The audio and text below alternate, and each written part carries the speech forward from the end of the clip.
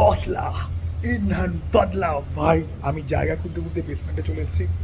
হাতে বেশি সময় নেই, আমি তোমাদেরকে হাফ টাইমের একটা কুইক রিভিউ এখানে করে দিতে চাই। সেটা হচ্ছে কি যে ভাই, আমি নিজে একজন ইয়াসের ফ্যান হয়ে বলছি টক্সিক রিলিজ না করে ভালো হয়েছে। টক্সিক যদি রিলিজ হতো তাহলে পুরোপুরি ডেসিমেট হয়ে যেত।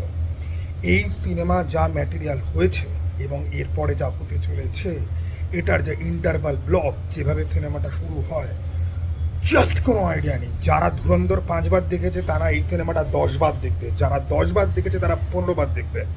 আর এই সিনেমাটা দেখে কিছু লোকজন যারা অনুপমা চোপড়া ধ্রুবরাটির ফ্যান, এরা দুজন তো কাঁদবেই, বাকিরা আরও তারস্বরে কাঁদবে। এই সিনেমাটা পলিটিক্যালি ইনকারেক্ট কি কারেক্ট কি প্রোপাগান্ডা নয়, এই সমস্ত কিছুর উঠতে গিয়ে এই সিনেমাটা তোমাকে সোল স্যাটিসফ্যাকশন দেয়, ঠিক আছে, তোমার আত্মাকে শান্তি দেয়। ওকে, এবং আমি এই সিনেমার যারা অ্যাকশন ডিপার্টমেন্টে কাজ করেছে না, এদের প্রত্যেকের পা ধোয়া জল আমি খেতে চাই ভাই। এরা যদি বলে না যে আমার বাড়ির বাথরুম পরিষ্কার করে দে, আমি বাথরুম পরিষ্কার করে দেবো, ঠিক আছে। আমি একটা শর্ট বানিয়েছি, ওটা ছাড়বো, দেখে নিও। বাথরুমে বসে আমাকে প্রথম কাটটা করতে হয়েছে। যাই হোক, দ্য পয়েন্ট হিয়ার ইজ, দুর্ধর্ষ সিনেমা। জাস্ট ভাবতে পারছো না কি হতে চলেছে, জাস্ট বিশ্বাস হবে না যে কি দেখছো। এবং মায়েরই বলছি, তবে একটা জিনিস কিন্তু আমি বলে দিচ্ছি, এটা আমি আগে থেকে একটুখানি হলে আন্দাজ করেছিলাম, রেহমান ডাকাইতের কিন্তু তুমি অভাব ফিল কিন্তু তুমি করবে এই সিনেমাতে। আর তার থেকেও বড় কথা হচ্ছে গিয়ে যে এটা কিন্তু এসেনশিয়ালি একটা বড় গল্পের কিন্তু পে অফের পার্ট। ফলে প্রথম সিনেমাতে যে বিল্ডিং ব্যাপার স্যাপার ছিল, এখানে কিন্তু শুরু থেকে কিন্তু অ্যাকশান, এবং অ্যাকশান মানে হচ্ছে গিয়ে যে ভাই ভয়ানক কাটাকাটির অ্যাকশান, প্রচুর যে চপিংস যেগুলো করা হয়েছে না, আমি ডিটেলস দেখছিলাম, ভিডিও বানানোর তো আমার টাইম হয়নি।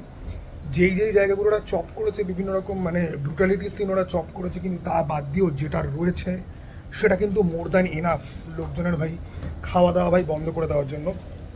এখন হচ্ছে কি যে একটুখানি লম্বা ব্রেক পেয়েছি বলে আমি তোমাদেরকে এগুলো জাস্ট খালি বলে দিলাম। আরেকটা কথা, রণবীর সিংকে নিয়ে আমার মনে হয় না আর কোনোদিন ইয়ার্কি মারা যাবে। আর রণবীর সিংয়ের ইগো অথবা অহংকার কিন্তু ভাই 10 ফোল্ড কি 100 ফোল্ড হতে চলেছে।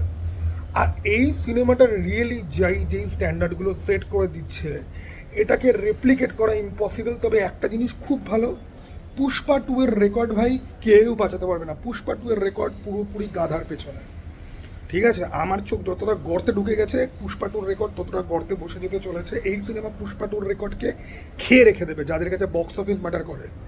আমি খুব চাপে ছিলাম, তার কারণ হচ্ছে গিয়ে যে আমি এই সিনেমাটাকে রিয়েলি পার্ট 1টা যেভাবে আমি দেখেছি, ওই দিনের এক্সপিরিয়েন্স, এবং যতটা আজকে তো আমার আরও বেশি হেক্টিক যাচ্ছে। এবং আমি তোমাকে এক কথা বলে দিচ্ছি, আমি এই সিনেমাটা কালকে সকালবেলা আবার দেখতে যাবো।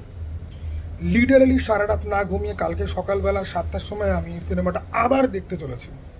এই সিনেমাটা ওই লেভেলেরই একটা সিনেমা হয়েছে, এবং যত বলবো তত কম বলা হবে। এবার কেউ আমাকে প্রশ্ন করবে যে দাদা তুমি তো কেজিএফ নিয়ে পাগল, এটা কি কেজিএফকে ছাড়িয়ে গেল?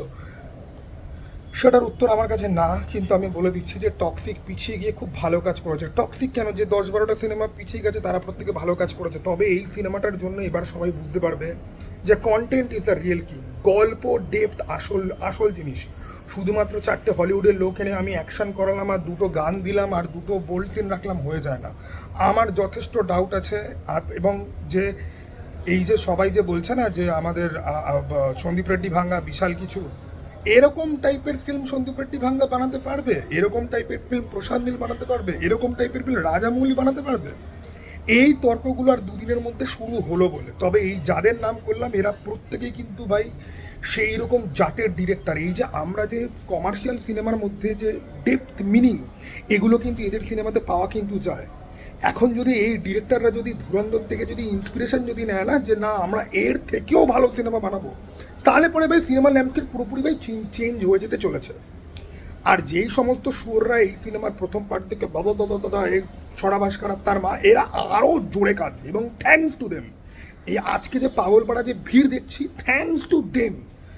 আরও চিৎকার করো, আরও শত্রুর সংখ্যা যত বাড়বে, এই হেটার হচ্ছে কি পেট্রোলের মতো, ধুরন্ধর আরও বেশি করে জ্বলবে। এই ডায়লগটা আমি কেজিএফ থেকে ওঠালাম, এই অ্যানালজিটা কেজিএফের মধ্যে ছিল। মোদ্দা কথা হচ্ছে ভাই যে এবার আমি যাই, আমি বাকিটা পুরোটা দেখে নিয়ে তোমাদেরকে বলার চেষ্টা করবো যে কী হলো না হলো, ঠিক আছে। অলরেডি লোকজনের রিভিউ আসতে শুরু করে দিয়েছে, বাট আমি যেভাবে আজকে সিনেমাটা দেখছি, এটা ইটসেলফ একটা গল্প হতে পারে। এনিওয়ে, চলো টাটা ভাই, আবার যেন দেখা পাই।